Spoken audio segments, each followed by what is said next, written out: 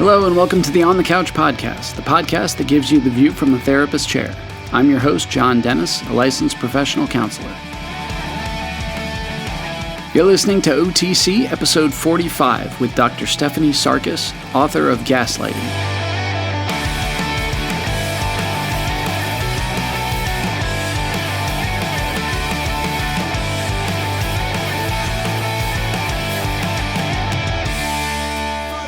Hello again, OTC listeners. Welcome to episode 45. Thank you for stopping by, as always.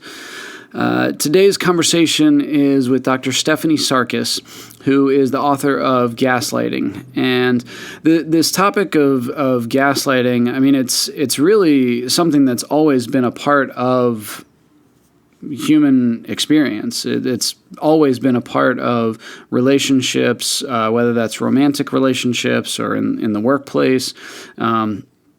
It's on an individual level and on a systemic level, and it's always been there. It's more that concept, the term of gaslighting has really picked up steam, I would say, in the last probably 2 decades, that it became known as gaslighting. And that idea of gaslighting somebody, invalidating their perception, invalidating their experience, really causing them to question their own sanity, their memory, their perception. It's just such a dehumanizing thing when you use that as a tactic to break someone down. And it obviously plays such a huge part in romantic relationships, particularly with emotional and psychological abuse. It's a large part of the cycle of domestic violence. So again, it's just something that's so prevalent. I see it a lot. The topic comes up a lot in the outpatient work that I do, particularly with the couples counseling. So I wanted to share this conversation when I found out about Dr. Sarkis.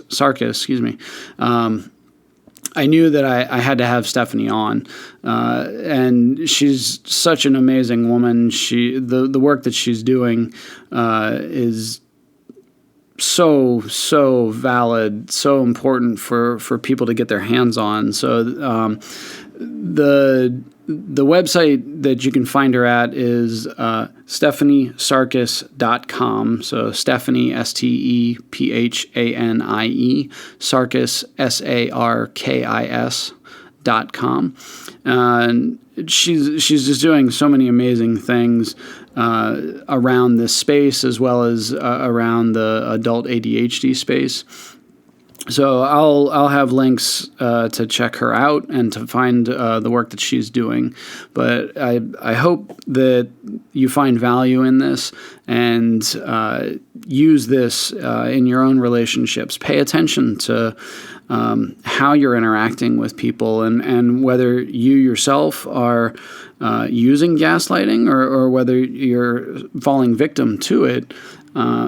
That awareness and is the first step to making some of those changes. So Dr. Stephanie Sarkis is, she has so many initials after her name. I'm not even going to go through them all. I'll just give you all the highlights.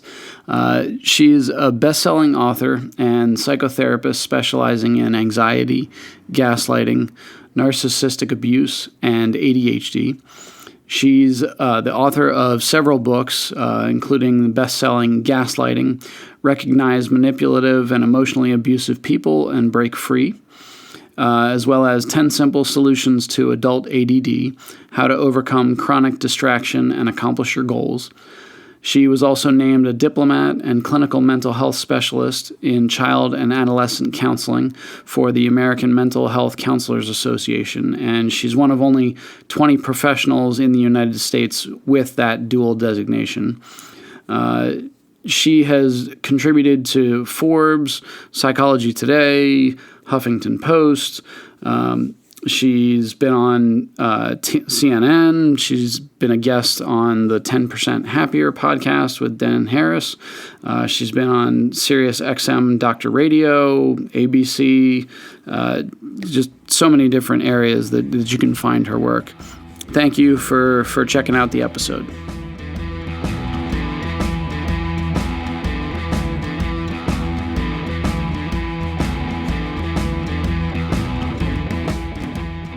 I have here on the Couch podcast Dr. Stephanie Sarkis, who she's written for Psychology Today, Huffington Post. She's written books on ADHD and gaslighting. So, Stephanie, welcome to the show. Thanks so much for having me on, John. Yeah, thanks for being able to carve out time. So, you're down in Florida, correct? I am, Tampa area. Nice. So you were saying it's kind of mild today?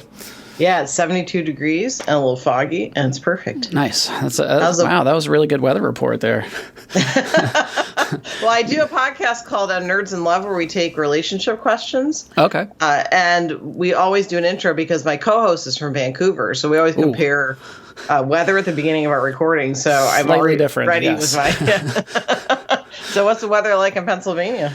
It's actually kind of mild today. I mean, we've definitely not had the winter that I would like to have. I like the beach, but I also like the cold and the snow. So, yeah, it seems like winter is limping out and spring is coming on in. So. Oh, yeah. Nice. So you like both kinds of weather. That's perfect. Oh, yeah. Yeah. Love the surfing. Love the snowboarding. Yeah, it's great. So where do you go surfing?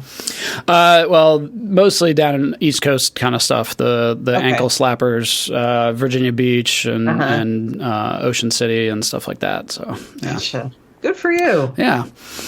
And we'll possibly have a chance to talk rocket launches and things like that. We used to live down near Wallops Island on the Eastern Shore, okay. So we've seen some of the launches as well. I saw you're into that. Right. Yeah, I guess I should explain that for listeners. Yes. Sorry. I'm not an astronaut. That'd be really cool to be a therapist astronaut. It's probably coming with Space Force. I mean, you got to sign up. So Space Force. Dun, dun, dun. I always feel like there should be a dun dun dun. Yes. Even though the Air Force already does Space Force, but that's another topic. Yeah. But so I've been part of NASA Social, which is a thing where if you've been, usually they look at people who are not into engineering and mathematics to go to the Space Center, and they do that at Wallops and they do it at Kennedy and the other NASA kind of campuses, and you get to listen to and ask questions of the NASA scientists and also watch a launch up close. No way. So I've done that a couple times, and it's been a pretty amazing experience. The last one, we went to ULA. That's the rocket company. The CEO is Tory Bruno, and he met us there and gave us an entire tour, and we got to see the Atlas cores. And so that's pretty amazing stuff. So that's one of the things I do is I love space. So yeah, that's pretty awesome. If you get the opportunity, it's NASA Social. You have to have a social media presence. And again, they look for people who are generally not in math and engineering. It doesn't exclude you, but and you need to fill out things saying why you want to go. And I really recommend that. It's a really a once in a lifetime experience. And luckily, I've been able to do it twice in a lifetime. So yeah, hopefully more. Well, and that's so cool. I mean, just the importance of like work-life balance, and obviously having a life outside of some of these topics in mental health and things like that. So, right. With the whole gaslighting thing, how did you get drawn to that? Because that's that can be rough. Well, my primary focus was ADHD, and that's what the majority of my books are on. And I noticed that when I was talking with people, that they were reporting more and more that they were with a narcissistic partner or with a partner that had antisocial personality disorder. And they were talking about the emotional abuse that was going on, being told that they were crazy, having items hidden. And then they're told, oh, well, that's your ADHD, and you just, you're never going to get better, that kind of thing. And I noticed this building up. And I think because of our current political climate, I think people became more aware of what gaslighting is. And I noticed this building up. And then I wrote an article it's been 2017, January. I wrote an article about different points of gaslighting, how to identify it. And that went viral. So Yeah, Then they came I'd book. seen, which I'd definitely recommend to listeners to check out your works, but definitely that article I thought was really well done. Well, and then thank you, and actually went double viral at the same time. So I caught norovirus, and when I was doing a speaking engagement in Maryland. So I'm in the ER, and I'm also looking at my Numbers. my numbers on Psychology Today, and the nurse comes in, and I'm like, I'm double viral. She's like, what happened? I go, look at all the people looking at this, and she's like, that's amazing. While I'm like vomiting. Actually, yeah. So yes, I went double viral. So that's my story about going double viral. Few can say that. Wow. Really. And here I am all dehydrated. I'm like, look at my numbers. Yeah. That's a hardcore, writer. You really only want to go viral at one time. One time. Yeah. I will skip norovirus. Yeah. And hopefully Corona and all the others. Right. Yeah. Also, I hope that's also once in a lifetime. So. Yeah. So, I mean, yeah, you mentioned gaslighting obviously has become this big buzzword, this term that a lot of people throw around. Can you define it? Can you kind of help listeners understand what is it and what is it not? It's a form of manipulation where you're trying to get the other person to question their reality, with the goal being that you want to isolate them and make it so that you're the only source of quote unquote truth. And this is particularly something that narcissists use because they have this narcissistic need that they need filled. And even though one person can never fill that need, no one can ever fill that need, how many people there are, the person still wants to make sure that you're not directing your attention other places. So it's a slow ramp up to destabilizing you and making you feel that no one likes you, everybody else thinks you're crazy, and that the gaslighter is the only one that is there for you. And this is done, again, very slowly over time. There have been people who have been in relationships for years that this started out with love bombing, which is when you go on a date with someone, they tell you how wonderful you are and that you're the best thing ever happened. And that's nice to hear, and it does a lot of stuff for egos, but it's way over the top. And the purpose is that the gaslighter wants you in their clutches, and then once they got you, then they start ramping up the emotional abuse. Mm-hmm. And it's sort of almost like a bait and switch, where they like sort of flip the switch on you, and it's kind of the idea of like negging, where you're making those like negative backhanded compliment kind of things. And you were saying a lot of times rooted in narcissistic personality disorder, that it's not always okay, you gaslight, therefore you are, you have the official diagnosis, NPD. But why do you think people gaslight? Why do you think they do it? I think sometimes people are just born with what I call bad wiring. And there are some studies showing that when sociopaths manipulate, they get a dopamine boost similar to the dopamine boost we get from a pleasurable experience or doing a good job at work, reaching a goal. They get it from manipulating people. So there's a primary difference in some brains. There's also the other part of gaslighting, which is if you grew up with parents that had gaslighting behaviors, emotional abuse, you may practice those in your relationships now because that's how modeled. You thought. Yeah, that's what was the norm. So the difference between those is that when you have a personality disorder, you have an egocentric personality. So you think that you're fine and everyone else has a problem. Mm-hmm. So if you go into therapy, it's usually because you're bringing your partner and you're telling me that your partner needs to be fixed. Yeah. Is usually the direct quote I hear. Mm-hmm. And then if it's someone that grew up with parents that are gaslighting, they have a relationship that's on the rocks, or they split up, and they'll come in and say, hey, I think there's something I'm doing that isn't what I'm supposed to be doing, and I need help with that. And that's how I usually tell that someone doesn't have narcissistic personality disorder, because narcissists usually never come in on their own for therapy. The fact that you can admit that there's something going on with you tells me disqualifies you from right. It disqualifies you because you're ego dystonic. So that's the difference. And there is hope for people that realize that they are gaslighting. That's the first step, is knowing for everything, is knowing that you have it and educating yourself. So I just want people to know, if they think they're gaslighting, check out counseling. I think it can really be helpful in changing some of your behavior patterns, because we all have behavior patterns that aren't really useful in the present day. So, and that's why you and I are in the professions we are, because we believe that people can change. But the thing is, you have to come to us. Yeah. And I've become familiar with this off of talking with Bill Eddy and Megan Hunter from the High Conflict Institute out in California, and talking about especially the personality disorders are those like very low awareness that they are doing these things, and some of that also like we were saying, the defense mechanisms and the way their brain is wired, kind of. I guess I would say fits perfectly. It's probably not the best term, but that idea that it sort of symbiotically fits with people that are often predisposed to being abused or treated these ways or things like that. So, yeah. And I think also gaslighters seek out people who are vulnerable. And if you have depression, anxiety, ADHD, any other kind of brain issue, if you've been through a death of a spouse, death of a partner, and you're grieving, I think gaslighters sense that, because when you're vulnerable, you're much more likely to accept behavior that you otherwise wouldn't accept. And because you're feeling such a sense of loss. And with ADHD, particularly a sense of loss of self-esteem. So I think the gaslighter knows how to fill in that void.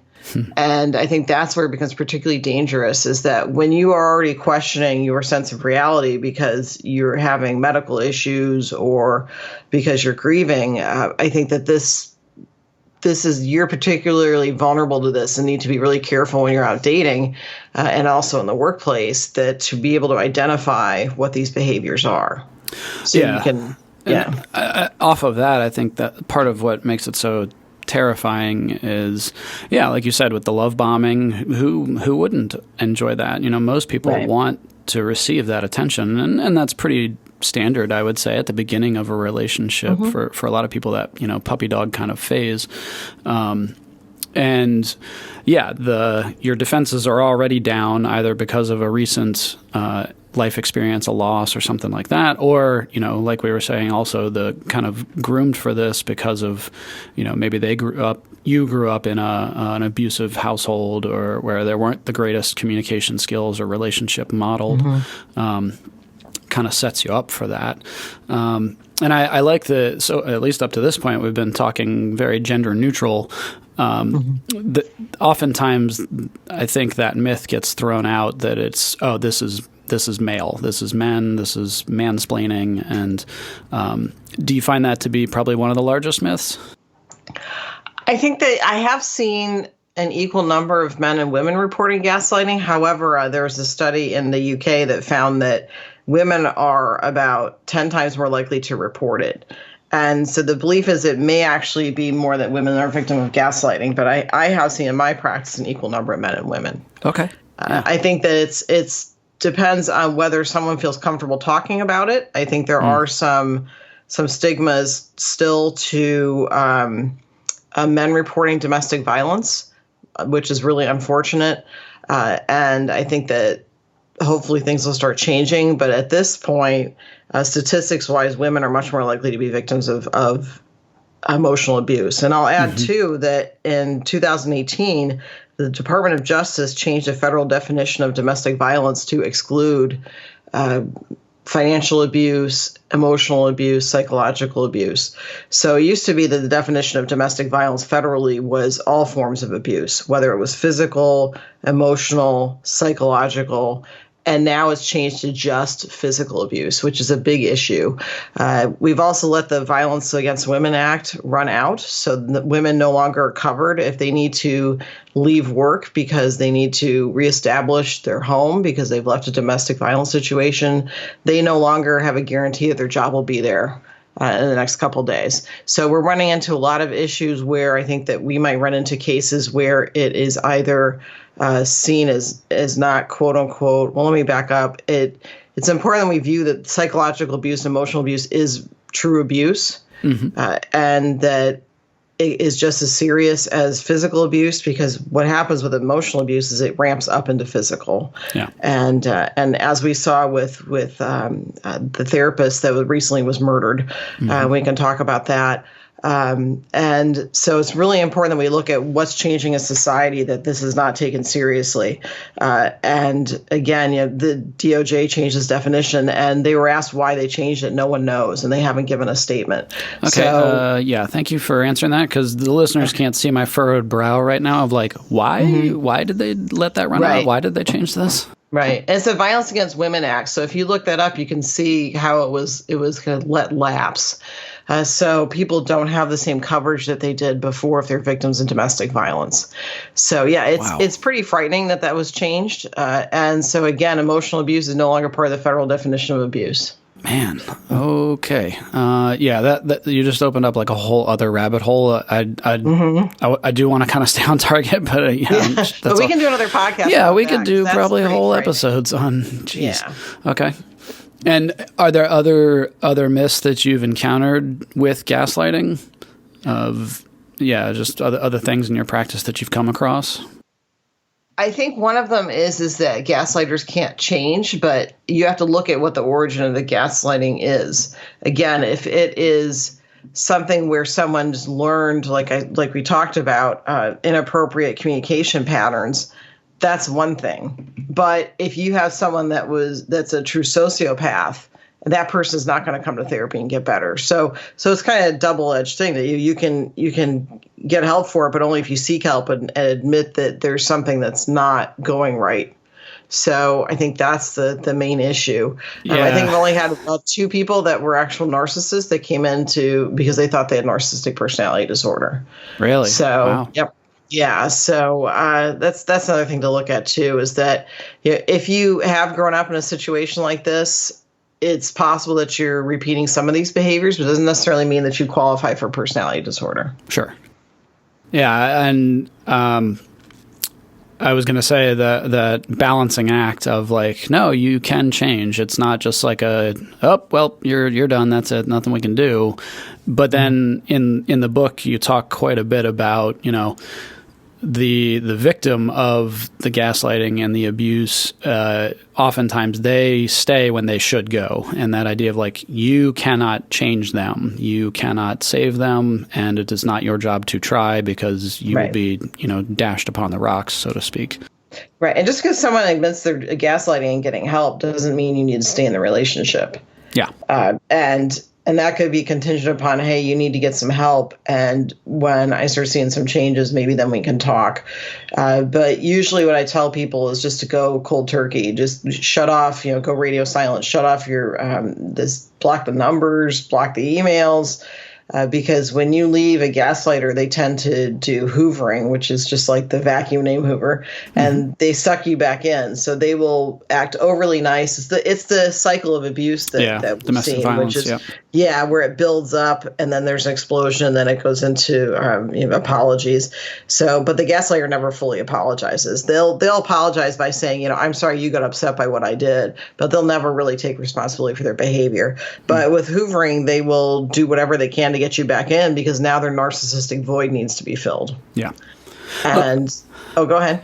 Well, I was going to say that Dirty John and the John Meehan, I thought was a perfect example of that, which my understanding is now it's a Netflix show of that back and forth, cutting off and like winning her back, and then obviously things not going so well. And then, I think it was Dr. Amy Harwick, who was an LA sex therapist, like earlier this week was murdered by an ex-boyfriend. And I think there the restraining order had run out. Right. And then that was when he struck. Right. And they had dated, I believe, 10 years ago. And he's since been arrested and charged, too. I think that was today or yesterday. So they had dated about 10 years ago, and there was an event she went to 2 weeks ago where she had seen him. And I guess my understanding is she had not seen him for a while prior to that because this restraining order was in place. And that sounds like it triggered abusive behavior. And it sounds like he's been abusive for a while. Yeah. But that triggered his homicidal behavior. And so the restraining order expired. So now there's a question of, should we have expiring restraining orders, which is a really good question that I think we need to address. There have been a history between the two of them of physical violence. That there's an incident where he pushed her out of the car, and she was stranded in the middle of the street. There were instances where when she tried to break it off, he came to the house and threw things at her door and broke things. And so, it's something where, I've had people say, well, why do people stay? Well, it's because the tricky part is the person is not always in this mode of psychotic behavior. They can present really well to the outside world. They can look like model citizens. They can be involved in community activities. They can look just great on the outside, but they're not in a relationship with the person you are. So I think that's part of the issue. And also, people are told that they're the ones with the problem. And people are told, well, if you didn't do this, then I wouldn't respond this way. So there's a lot of blaming that goes on. And I want to add that, she's a therapist, and that is something that nobody is immune from being in an abusive relationship. I know people tell me, well, I don't think that could be something that I would be into. But I've had therapists come see me because they got into these relationships. Because, again, this is a slow ramp up of behavior. This person probably was not physically abusive in the beginning. But, again, this is a ramp up of behavior. And that's why we really need to look out for emotional abuse, because that is usually the gateway into further abuse. And relationships, once emotional abuse and physical abuse starts, it's very hard to go back. Very rarely do I see things getting better. And that's another reason why we need to really take a look at that. That if you're in an emotionally abusive relationship, the time to get out is now. That this person may be nice 10% of the time, but that 90% of the time they're not, that's what counts. And kind of referencing that frog in the frying pan kind of idea, and with domestic violence, oftentimes they'll say, the point at which a person has, woken up enough, been abused enough that they're scared is the most dangerous point in their life, because typically then either they get out or they get killed a lot of times, because the violence has ramped up to such a level that it's lethal. Right. Once that norm of not abusing someone has been broken, you don't go back from that. What I mean by that is it's just understood in society that you do not abuse your partner. So once that line has been crossed, it's kind of like unringing a bell. You can't do it. So once that abuse starts, it's just going to ramp up. Have there been relationships where there was abuse and eventually it wasn't abuse? Maybe. But again, the general thing that I've seen, and I don't know, maybe you've seen, is that once that's introduced, it's very hard to go back. And I think that's part of what makes gaslighting such an important topic is it's this assault on your perception. It's invalidating, your and a lot of projection of if I'm gaslighting you, it's you're crazy, you're no, that didn't happen, you're remembering that wrong, or you're things cheating. like that. I see a lot of where gaslighters will accuse people of cheating when in fact it's a gaslighter cheating, because if you have a narcissistic void, you're going to find new narcissistic supply to fill that.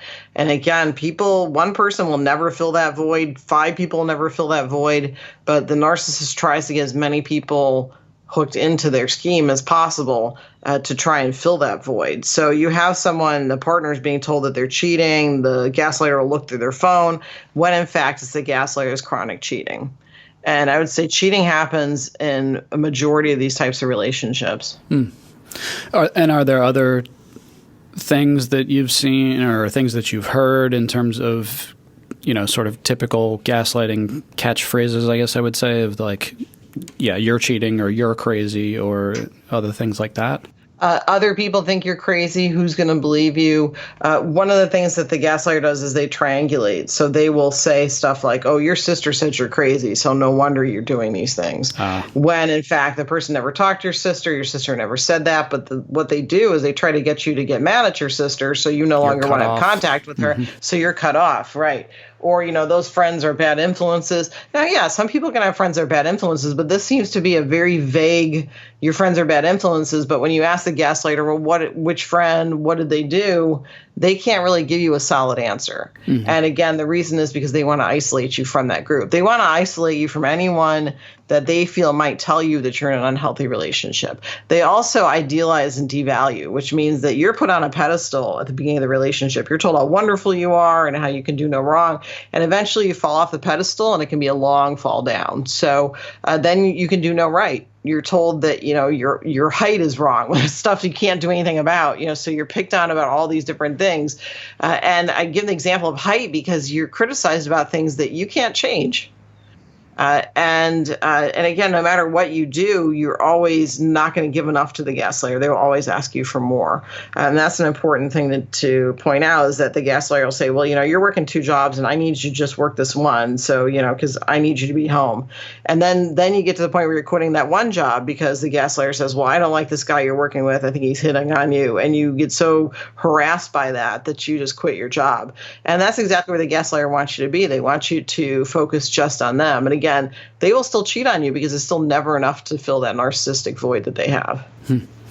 And the other, I think, is the preying on your insecurities. Obviously, Right. In some of these long-term relationships, over time, it's natural to, be vulnerable, share insecurities, share some very real things, and then they will use that against you. Those are the very things that they will pick on. And a lot of times I think some of the ones that I've heard is the, who's going to want you now kind of Right. thing. Like, where are you going to go? You've got, 2 kids, 3 kids. Who's going to want you if you leave me, Right. Or for someone that has outstanding reputation in the community. Oh, well, who's really going to believe you? Me, who has done all these hours in the community, is seen as this wonderful person, or you, who blah blah You're blah, crazy, and they give yeah. Right. So again, it tells someone that if you leave, no one's going to believe you. And if you're told that enough, you start internalizing that. Sure. And again, like if you have ADHD and you're told not to trust yourself because you have impulsive behaviors, if the gaslighter says to you, well, you're crazy and you can't do stuff on your own, you may have already been told that. In school or at home, or so you believe that that's part of who you are. So again, this is something that really gets to the core of your being, and questioning someone's reality, questioning their sanity is, in the history of man, is a really effective way of brainwashing people. To tell them that whatever they're thinking isn't real, whatever they're doing isn't real. Because if you have someone telling you that, especially if you're with someone that has a position of authority somewhere in their professional life, then you believe that that's true. Sure. And it happens very quickly. I mean, the behavior itself ramps up slowly, but again, even seasoned professionals have become victims of this type of relationship. So I don't want people to think that, well, I'm immune because, I'm strong. And this has nothing to do with being strong. It has nothing to do with your morals. It has to do with it's brainwashing, it's psychological abuse. And again, everybody's vulnerable to this. So it's really important that we educate ourselves about what gaslighting is and how to identify it, especially on a first date, because there's some tip-offs. Like on a first date, if you have someone that's asking you very personal questions, and this is different than, hey, have you been married before? This is like, well, what didn't you like about your ex? That kind of thing. What the gaslighter is doing is they're gathering ammunition for later. So they're not asking you to build up emotional intimacy. Because emotional intimacy is healthy, like you were just talking about. Being vulnerable with someone is part of a healthy relationship. Over time. Over time, right? Not like right away, because that's a red flag. But if they're asking you all these personal questions, or who do you not get along with in your family, and it's a little more subtle than that. But when you say stuff like, well, my sister and I had a fight because she and I liked the same guy a while ago, blah blah blah.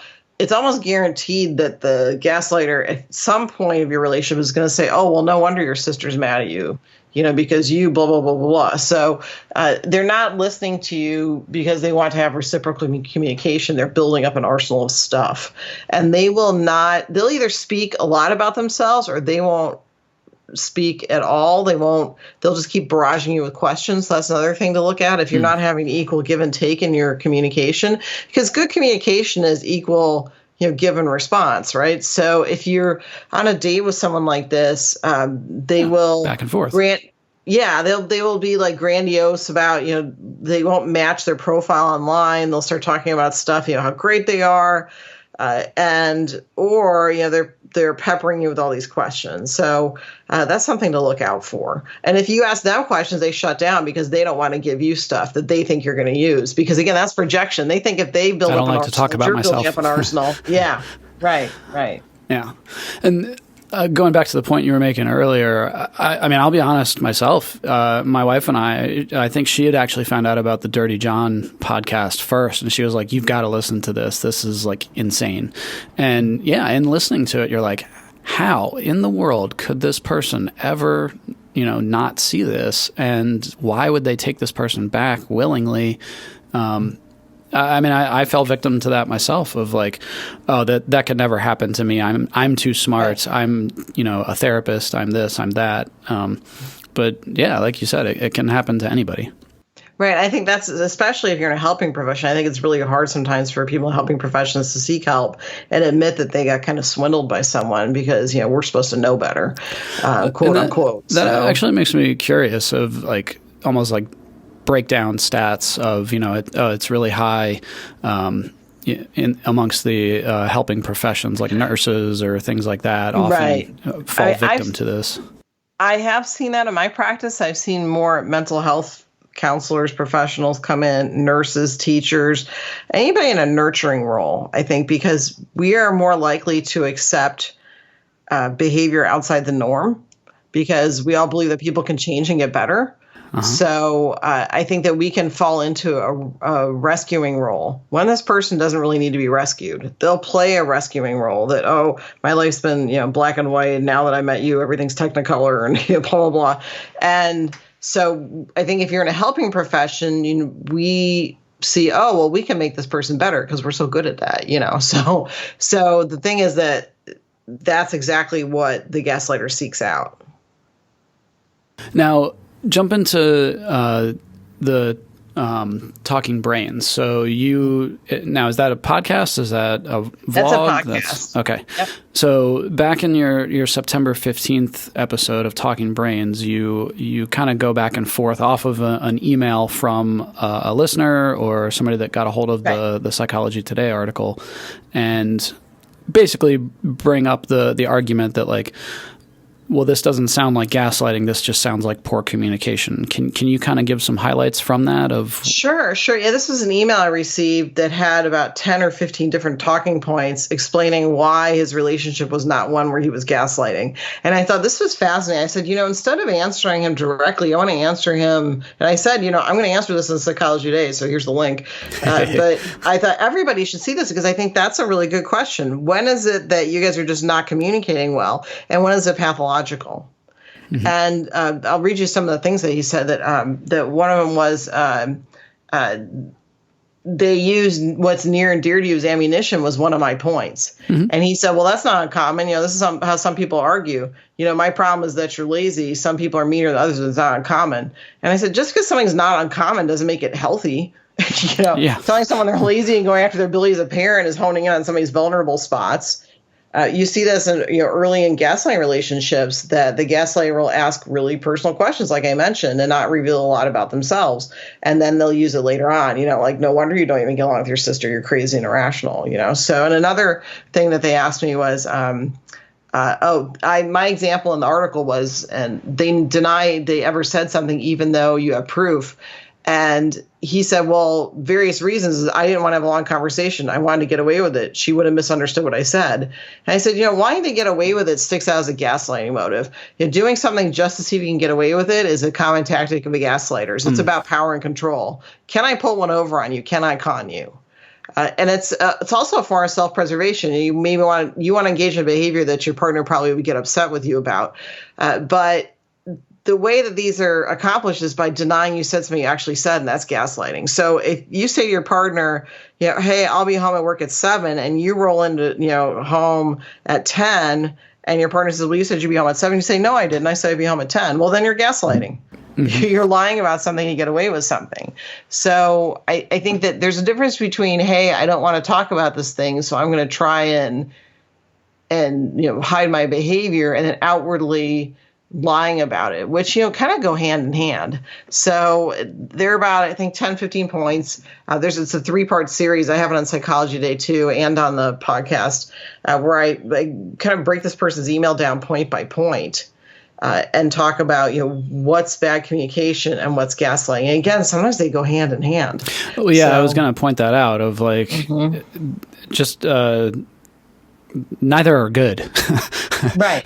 It's still things you should work on and change, whether it is a narcissistic type of trait or poor communication. Yeah.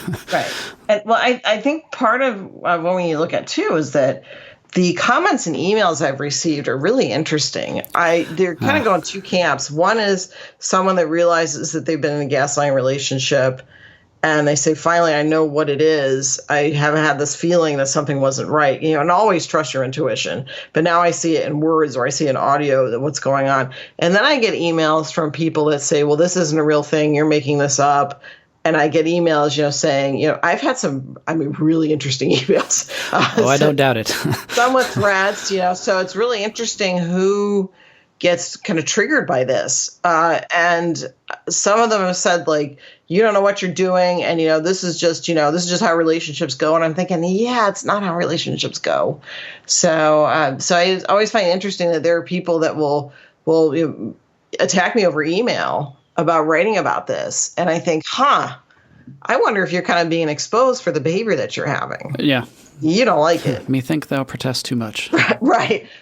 So I think that speaks to the idea that they feel like they don't have a problem. Yeah. And does it have like a feel to it?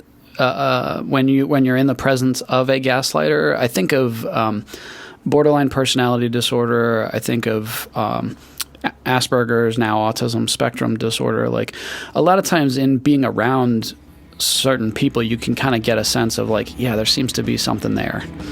Do you get that?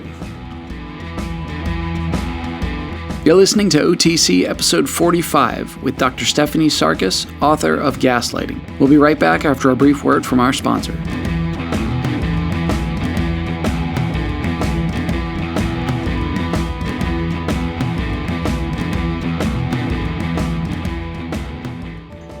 Would you like to talk to a counselor but can't find the time? Would you rather talk to someone from the comfort of your own home? If so, Parenting and Family Solutions is here to help. We now offer teletherapy to all clients who reside in the state of Pennsylvania.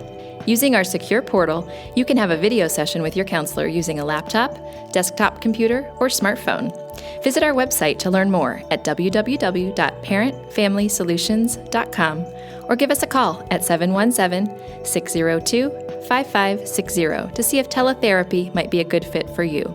Let us help you build a stronger family and a healthier you.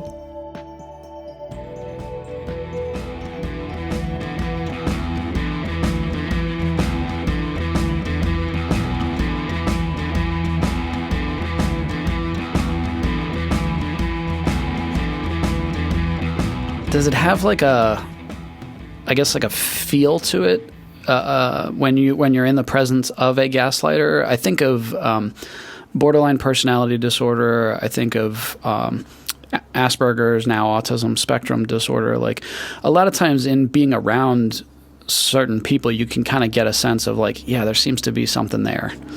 Do you get that? I think as therapists, I think we're already trained to do that. But I think in the general population, I've worked with people that have been in gaslighting relationships, and they're very good at sensing it after that relationship's over. In fact, sometimes we talk about what's normal behavior and what's gaslighting behavior, because sometimes it can be hard to tell. Like, especially if someone's nervous on a first date, which is normal, they can act not like themselves, and that is a cue for a lot of people that the hairs kind of stand up in the back of their neck. And that's something we need to pay attention to. Now, is the person kind of being awkward because they're nervous, or is it that they're hiding something, or what are the buzzwords that gaslighters use? So that's one of the things we work on in therapy, is being able to identify this right away. And this helps not only when you're dating, but also when you are interviewing potential employees, when you're working with a boss that's a gaslighter, is knowing what these red flags are. And I think people that have been in these relationships tend to get pretty good at picking up on the cues. Now, again, the gaslighters are really good, so they may wait until later on to let this inner kind of pathology show. But I think people get better and better identifying if they've been in a relationship with someone like that. And I recommend that people write down a list of what they're looking for in a partner.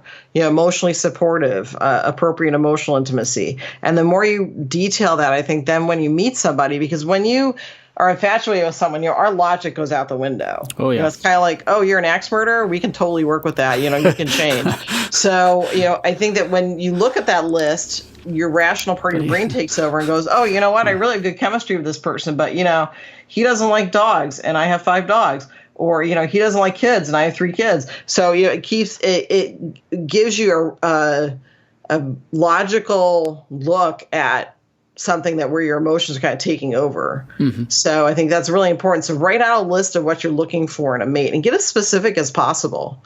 Likes to knit. I mean, whatever it is that is 5'8" and above. I mean, whatever it is. I mean, don't be afraid to write down physical characteristics. That's okay too. Mm-hmm. So, write this list. And then again, if you meet somebody and you're like, wow, this might be the person, look at that list with a rational eye and start even checking off, the ones that they meet, and look at the ones they don't meet. And see, is this big enough that I don't want to get involved? Well, and glad you brought up the we can work with an axe murderer. Mm-hmm. Oftentimes the victims they're willing to settle on the wrong things. Like they almost have this, you think of Jerry Seinfeld, the show was like the other way, where it was like, oh, they're a mouth breather or, whatever. And he would just no, I'm out of here. Right. But these people are like, oh, but he beats the crap out of me, but I can change him. I know there's good in him. Or people get to the point where, if I hadn't done X, then this wouldn't have happened. Yeah. And I'm so glad you put those parts in the book about workplace, gaslighting in the workplace, because obviously I think that's a huge thing. The financial isolation that comes with that, like you need the job. You typically, you're not just gonna pick up and move town. Right. Right. And we see that through the rise of the Me Too movement, mm-hmm. that over the years, there has been gaslighting several times in workplaces where the boss is saying, well, if you want this job, you need to do this, or I'm going to make sure that you don't get a job anywhere else. Yeah. Or sabotaging your work because you upset them because you set boundaries. I think that's the issue that we really need to look in the workplace, especially when you look at the Equal Employment Opportunity Commission definition of harassment, that includes psychological harassment. So I would recommend that if people are wondering if they are being harassed through gaslighting, go to eeoc.gov and look up the definition of harassment. I think I also linked to it in some of my articles and on the podcast. I mentioned it too. But I think that's something that we need to know. We need to know our workplaces, our handbook of where to go to if we're being harassed. If your workplace is a handbook like that, I also recommend that if you feel like you're being targeted by your boss, that you do not meet with them alone and you don't stay with them after hours, because that's part of their modus operandi, their MO, is to isolate you. So you need to be really careful about that. Yeah, I mean, we're talking about this as literally the Harvey Weinstein trial is going on right mm-hmm. now, I believe. Yep.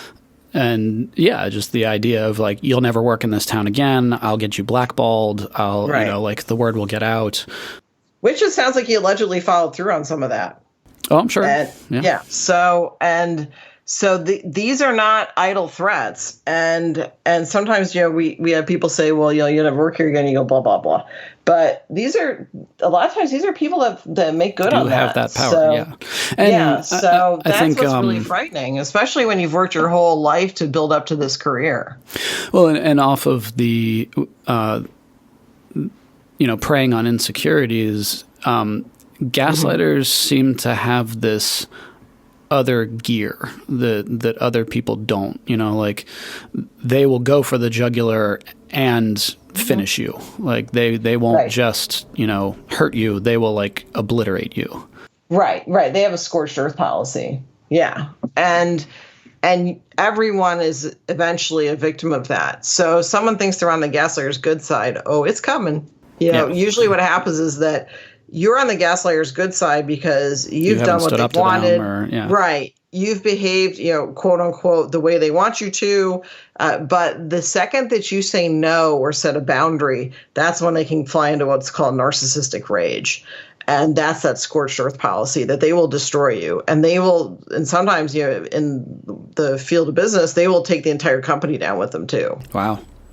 Well, and in the book, you talked quite a bit, and in Dirty John, you see that also of like anything is fair game, whether it's a pet, whether it's a family member, whether it's, like you said, they'll take down the whole company with them just because. Right. And that's why I tell people, if you're leaving, take your pets with you.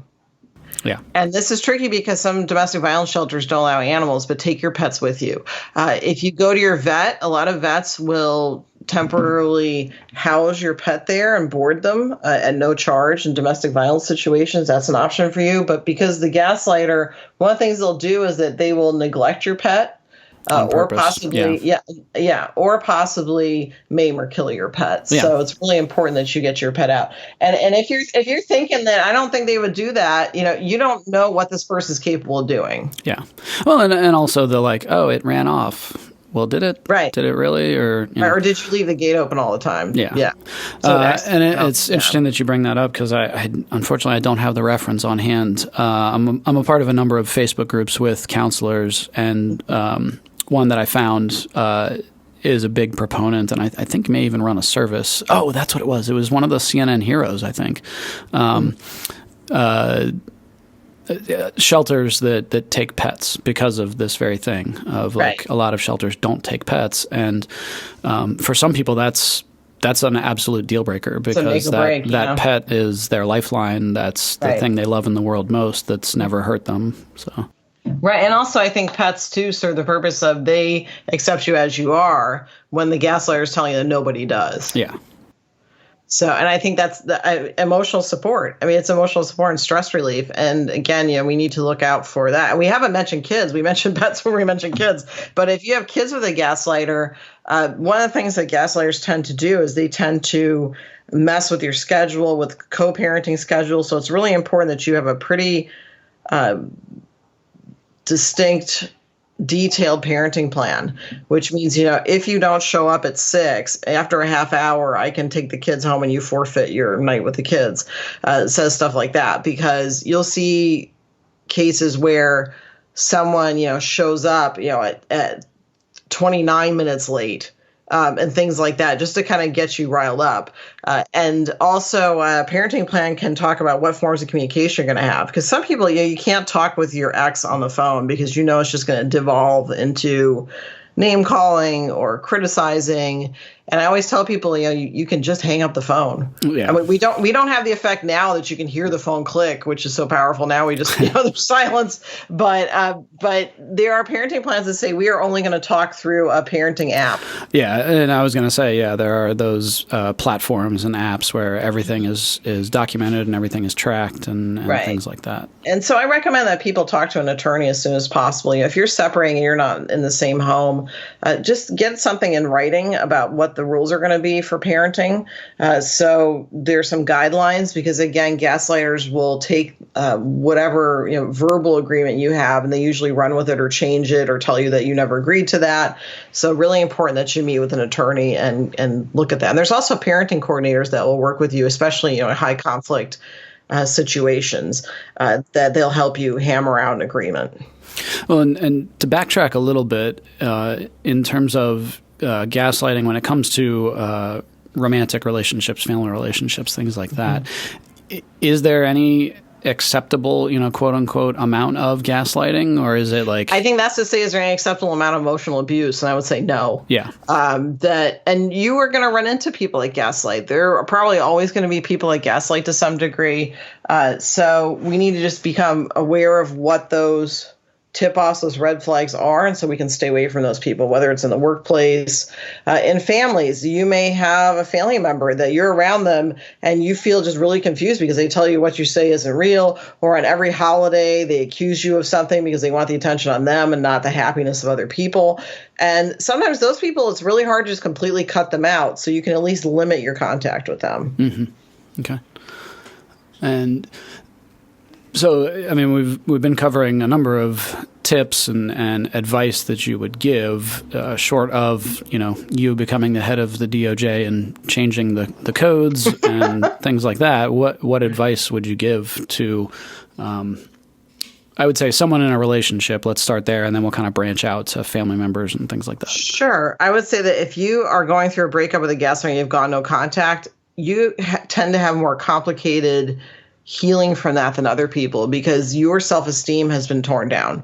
So I really recommend seeing a therapist, because sometimes in relationships, if you've been in a relationship with this kind of person for years, you may not even be aware what your likes and dislikes are because the person tells you what they should be, or that your likes and dislikes are wrong. So sometimes you need to work on building up slowly who you actually are.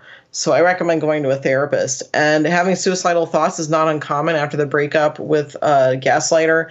And your friends or family may say, well, you're away from them, so, you should be feeling better. Not necessarily. You may feel relief, but you're also going through, again, complicated grief. So you can feel relief and anger and depression all at once. You can feel many emotions at once, and that's normal. If you have any feelings that you might hurt yourself, please contact the National Suicide Lifeline, or contact one of us, a mental health professional. Call 911. But again, that is something that happens when you go through these breakups. And you'll also find, too, that the gaslighter will either, try to hoover you back in, or they'll just move on to their next narcissistic supply and just completely cut you off. And in some cases, they completely cut off the kids too. So that's something that happens. So you have someone else that's hoovering you, and then they switch to just being gone. And that can be pretty shocking to people. So again, please seek treatment, and there is hope for rebuilding after you've been in a relationship like this. And you can go on to having a healthy relationship. And then switching to, family members, friends of somebody who is a victim of this. Well, family members and friends. So again, one of your best options is just to cut off contact, or if you can't cut off contact, limit it. When it's friendships, if you have kids that go to the same school, I've seen situations where the gaslighter starts accusing the person of abusing their child, or purposely singling their kid out. So maybe that you don't need to carpool with that family anymore. And you may think, well, that kid needs me, but also at the same time, you need to protect yourself too if you're being accused of things. So I think we need to watch that in friendships. So this is the typical frenemy where, you guys are sniping at each other, or the person seems to constantly be undermining you, but you're also friends. This person's not a friend. What they're doing is, again, filling that narcissistic void.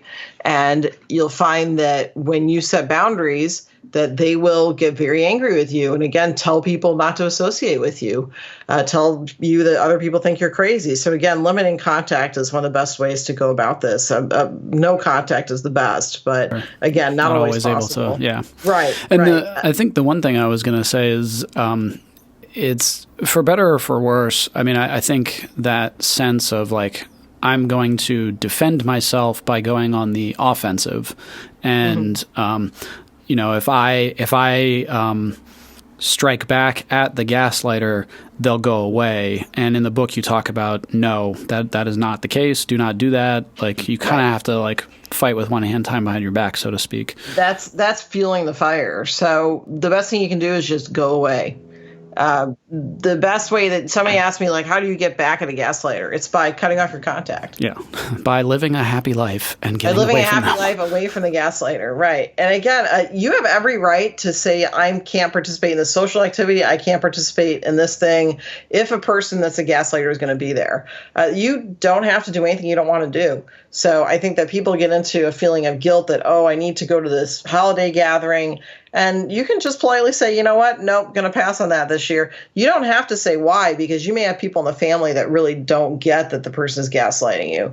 That doesn't mean it's not real. So if you have a family member say, oh, well, Sally's never done that to me, you still have a valid point if someone's treating you like this, that you do not need to be around them. And so you can schedule another gathering. I think we need to look at the guilt and shame that we might feel if we set boundaries with people and know that, there's nothing that says you need to be around people like this. You have every right to bow out of a social gathering. You don't even need to say why. You could just say no.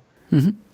And would you say that extends to kids? I know that that's such a sticking point of, I don't want my kids to be raised by a gaslighter. Mm-hmm. And if I leave to save myself and I can't take the kids with me, or they have to have 50-50 custody, or, whatever it is, there's always that fear, I think, that, they're going to become abusers and gaslighters. I don't know. How do you speak to that? I would say go to an attorney, a family law attorney, someone that ask them if they've done cases of emotional, psychological abuse before. I know that there are a few attorneys in Tampa area that are very good at working in cases where someone's been the victim of gaslighting. And they will talk with you about parenting, and they will talk with you about what you're seeking and time sharing. Time sharing is what's called in Florida. I think it's custody in some other states. But if you're seeking no time sharing, you need to have a reason why, and you can explain that to the person, and the attorney will tell you. Usually, and I can't say what, I'm not an attorney, yes. But they will explain. Yeah, they will explain to you, what the other person's rights are, what your rights are, and they will talk with you about that. And then you can also mention, hey, can I get a court-appointed parent coordinator? And that's the person that kind of oversees any communication or if you have any conflicts. And again, having a pretty detailed parenting plan I've seen has been pretty effective for people. So consult with an attorney, ask them about the time sharing, and explain your concerns. If you have documentation of it, if you have a police report, bring that with you. Show the attorney so they know. So again, I think that attorneys are legal advocates, so let them know what the situation is. And I think being honest with them is helpful, because I know that it can be really hard to admit that you were in a relationship where someone treated you like this because you're afraid that people are going to say stuff to you about it. But they need to know that stuff. They need to know the extent to which this person was manipulating you and your children and abusing you, so they can provide the best services possible. And one of the listener questions that came in was, in terms of treatment methods for a victim, are there specific ones that you typically point people towards, of cognitive behavioral therapy or EMDR or EMDR, so that's eye movement desensitization reprocessing. That's had varied results in research. And I think the biggest thing between cognitive behavioral therapy or acceptance and commitment therapy, dialectical behavior therapy, is going in with the belief that it can work. There are studies that show that that's about 50% of it is going to a therapist and going, you know what, I'm going to give this a shot. I may get better from this. Mm-hmm. That's 50% of you getting better, is your attitude going in. Wow. So if you go in and you say, I think therapy's for the birds. I don't believe in this. It's probably not going to do so much. Right. So I think it's more your expectations of it. And I think also it's your rapport with the therapist. And I tell people it's kind of like you click with some people and you don't click with others. And if you see a therapist and you're like, we're just not connecting, that's okay. You can go see another one. Sometimes you have to interview 2 or 3 of them before you find the one that fits. But when you do get a good fit, it's a pretty amazing work you can get done. So I think that's more important than the actual method used. Yeah, and I off of talking with Lori Gottlieb, she talks about the first couple of appointments as more like a consultation, and I've really tried to spread that concept of you're shopping, and just because the one doesn't work, keep shopping. Like, don't give up. You're a consumer. Yeah, and consumers, sometimes you need to check out different people. And you can ask people on the phone, what's your experience of working with gaslighting? What's your experience of working with cases of domestic violence, psychological abuse? And then you can see if you guys are on the same page. And then also, ask for your therapist credentials. Good therapists will gladly give you credentials. And I also want to point out, too, that if someone says they're a relationship coach, that doesn't necessarily mean that they're licensed or certified in therapy. So you need to look at that, too. Make sure that person's trained. Make sure they're licensed, because if they're doing therapy, they have to have a license or else they're violating their state laws. So make sure that person's licensed. And if you ask somebody for their credentials and they give you an attitude, then that's not the right therapist for you. Or they could maybe not be a therapist. There's a whole podcast we have on Talking Brains about a fake therapist we found on Twitter. So that does happen. So double check the person's credentials. Interesting that you just said that, because I just released an episode 33 with Amy Johnson. She works with Therapeutic Exploitation Linkline about abuse by therapists, and a lot of times they're not therapists. Yeah, that very issue. So and I think the movie Mumford back in the 90s was a situation like that, where a guy had moved to Midwest town and build himself as a therapist or a psychiatrist. Right. And again, ask for the credentials. If they are hesitant or don't give them to you, then go to someone else. Okay. So what's your answer to the problem of gaslighting? How do we extinguish it? How do we eradicate it? Educate yourself as much as possible. I think there are always going to be people that manipulate. We have some currently in federal government. I'm not going to get too political, but I think that's actually brought narcissism, gaslighting to the forefront. So educate yourself about it. Find out what the red flags are. Look at whether this is something happening to you. Consider going no contact or limiting your contact. Learn how to protect yourself. Because again, like you mentioned, the time period when you're leaving is one of the most lethal times. So so we need to take a look at that. Gather your resources, reconnect with people that you may have been isolated from before. We really need to have that support system. Yeah. The chances are that the gaslighter, what they thought or what they told you that your sister said isn't what your sister said. She's never said anything of the sort. So, and also keep in mind too, that look at what narcissists and gaslighters do rather than what they say. They will promise you the world, but they never follow through on it. And I like that from the book as well. Yeah, you talked about, basically that talk is cheap, actions speak louder than words kind of concept. Right. Do you think there's a way to parent this out? Is there a way to, in modeling good communication and healthy relationships at home? So as far as if kids are going to be affected by it, I think kids learn from, they watch us like a hawk. So they look to us to how, even you don't think they're watching. So they learn from us how to interact with other people, what a healthy relationship looks like. They also learn how people should be treated. And if you feel like you don't have the strength to leave for the fact that if your kids are still in this situation, they are much more likely to become victims of domestic violence and perpetrators of domestic violence, both. So we really need to look at, what are kids being taught? And sometimes people tell me, well, I don't think the kids really know what's going on because, this is behind closed doors. Kids know. Yep.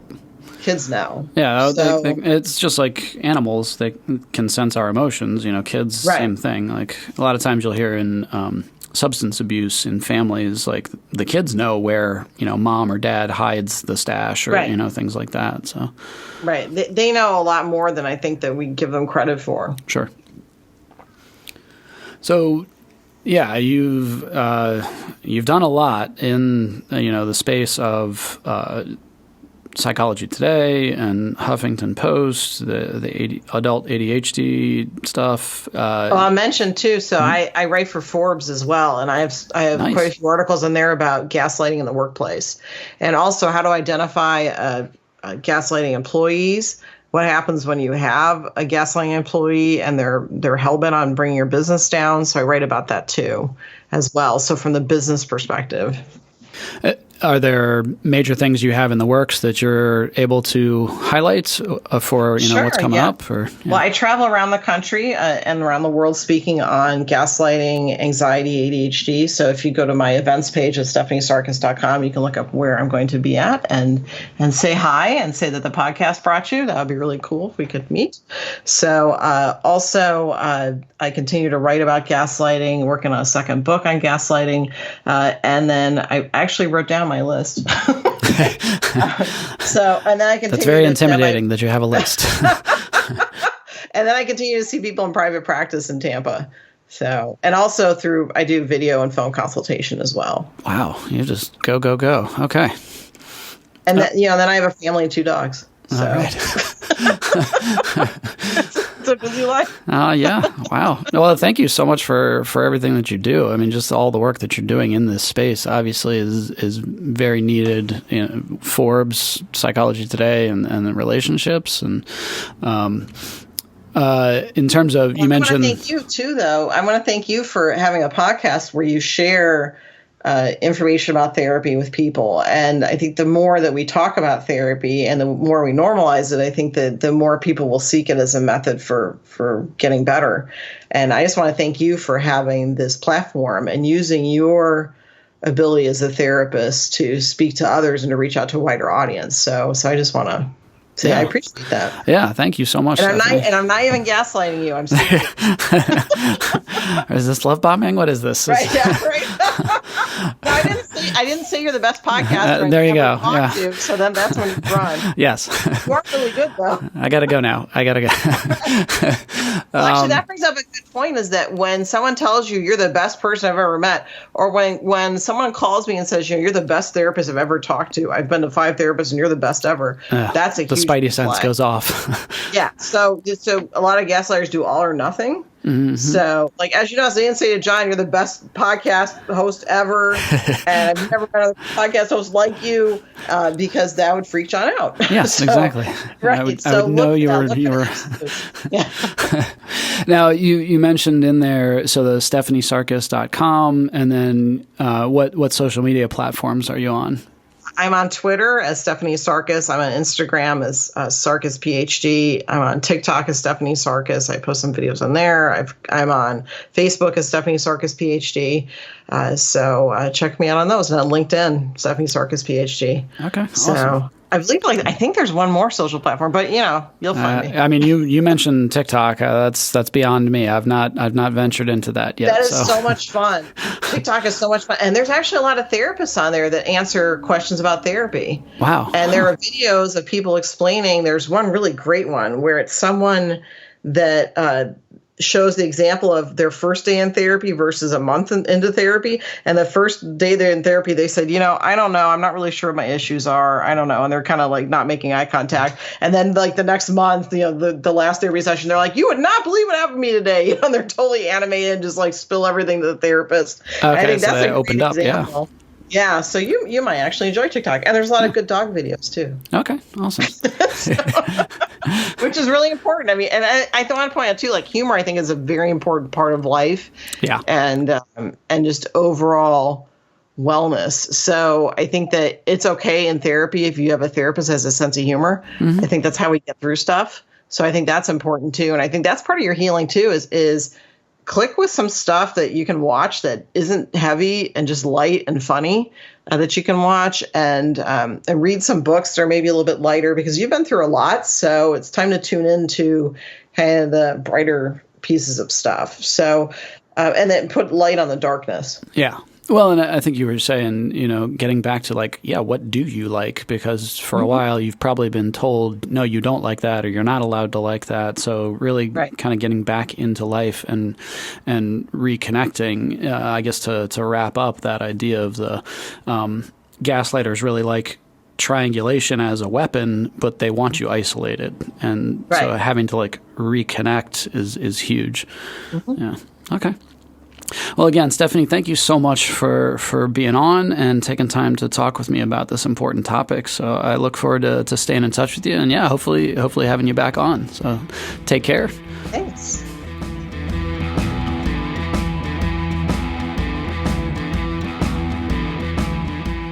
So that wraps up episode 45. Thank you for stopping by and checking it out. Do yourselves a favor and stop by Stephanie's website at stephaniesarkis.com. Check out her book. Check out the work that she does and the stuff that she's written for Huffington Post and Psychology Today. The episode on her podcast, Talking Brains, the article where she kind of breaks down the email and the communication from the one reader or listener, kind of pushing back on some of the gaslighting, where she takes it and kind of breaks it down and responds to each thing, is so helpful for understanding the topic of gaslighting and what it is and what it isn't. So hope that you enjoyed, and I'll catch you all next episode. Well, if you liked what you heard, be sure to subscribe, rate, and review wherever you're catching this podcast. You can check out detailed show notes and any other resources given in the show at www.pfsonthecouch.com. If you'd like to stay up to date on upcoming episodes, guests, or contribute questions to the show, be sure to follow along on any of your favorite social media platforms. The author and host of this podcast is not engaged in a therapeutic relationship with the listener and cannot give counseling advice without a confidential appointment.